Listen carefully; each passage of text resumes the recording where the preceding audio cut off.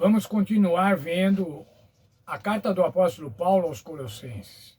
Quais os pedidos que são objeto da oração do apóstolo Paulo? Quais os pedidos para com os colossenses? O que o apóstolo Paulo pedia para os colossenses? Vamos ver Colossenses capítulo 1, dos versos 9 até 12. Por essa razão também nós, desde o dia em que ouvimos, não cessamos de orar por vós e de pedir que transbordeis de pleno conhecimento da sua vontade, em toda a sabedoria e entendimento espiritual. Veja, pleno conhecimento da sua vontade. Paulo queria que os colossenses tivessem pleno conhecimento da vontade de Deus. E se tivessem sabedoria e entendimento espiritual. Veja aqui um pequeno texto da nossa lição. Aquilo que mais urgentemente precisamos na cristandade ocidental é um conhecimento mais profundo de Deus. Precisamos conhecer melhor a Deus. Um dos passos fundamentais para conhecer a Deus e uma das demonstrações básicas de que o conhecemos é a oração. Como conhecemos a Deus, irmãos? Através da oração. Uma oração espiritual, persistente e fundamentada nas Escrituras. Fundamentando nas Escrituras as nossas orações, vão fazer com que nós conheçamos melhor a Deus. Mas conhecer a Deus agora significava ter sabedoria e entendimento espiritual. O que mais significava? Vamos ver a partir do verso 10. A fim de viverdes de modo digno do Senhor, para o seu inteiro agrado, frutificando em toda boa obra e crescendo no pleno conhecimento de Deus. Conhecer a Deus e crescer no conhecimento de Deus.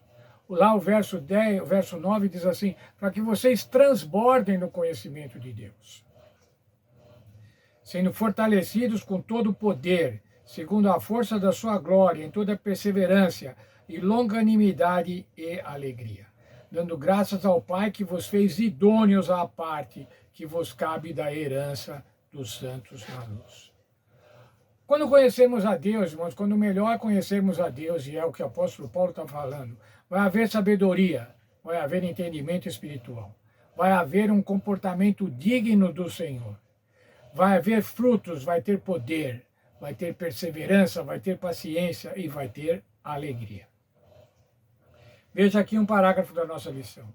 Paulo orou para que seus leitores ficassem cheios do pleno conhecimento da vontade de Deus. Ele descreveu conhecer a vontade de Deus como ter sabedoria e entendimento espiritual.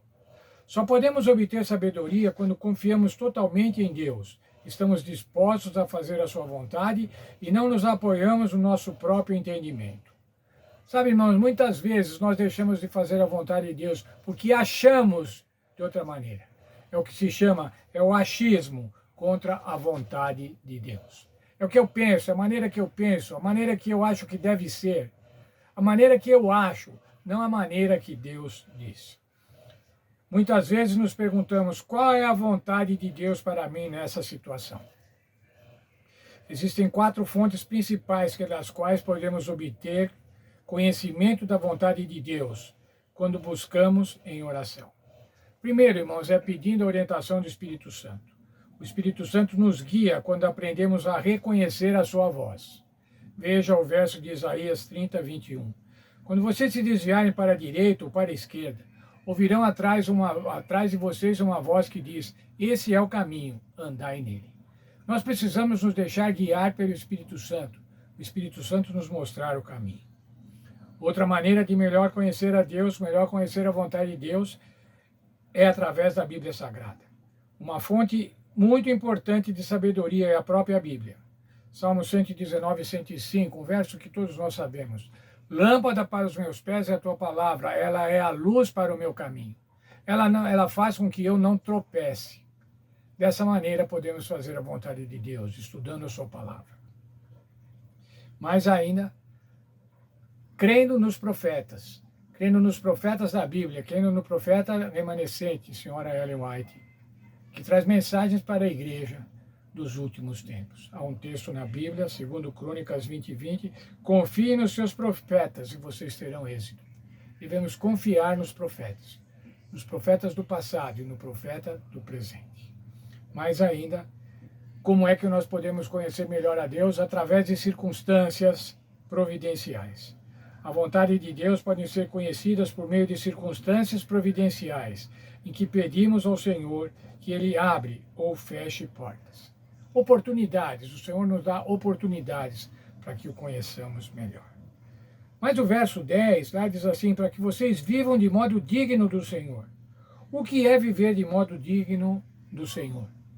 É viver e agir de acordo com a sua lei, com a sua lei no coração. Não a sua lei escrita em tábuas de pedra, não a sua lei recitada, mas a sua lei no coração. Somente é possível pela obra do Espírito Santo. Veja o texto do profeta Ezequiel, capítulo 36, verso 27. Porém, o meu Espírito em vocês, farei isso para que vivam pelas minhas leis e para que obedeçam os meus mandamentos. Como é que nós vamos obedecer os mandamentos? Quando o Espírito de Deus estiver dentro de nós. Portanto, irmãos, não adianta queremos obedecer os mandamentos porque estão escritos, porque é a nossa obrigação. Não, nós devemos obedecer os mandamentos quando o Espírito Santo estiver em nós. Portanto, o que nós devemos fazer primeiramente? Pedir ao Senhor Deus que nos preencha com o Espírito Santo, para que nós possamos fazer agora, obedecê-lo de coração, as leis no coração, as leis no nosso entendimento, não as leis obrigatórias, não leis burocráticas, não códigos, mas leis que demonstram a vontade de Deus e que é melhor para nós. Que essas leis, as leis do Senhor Deus, estejam continuamente no nosso coração, para que nós possamos obedecê-lo com alegria. E como diz o Senhor, os mandamentos do Senhor não são pesados, se nós os tivermos no coração pela atuação do Espírito Santo.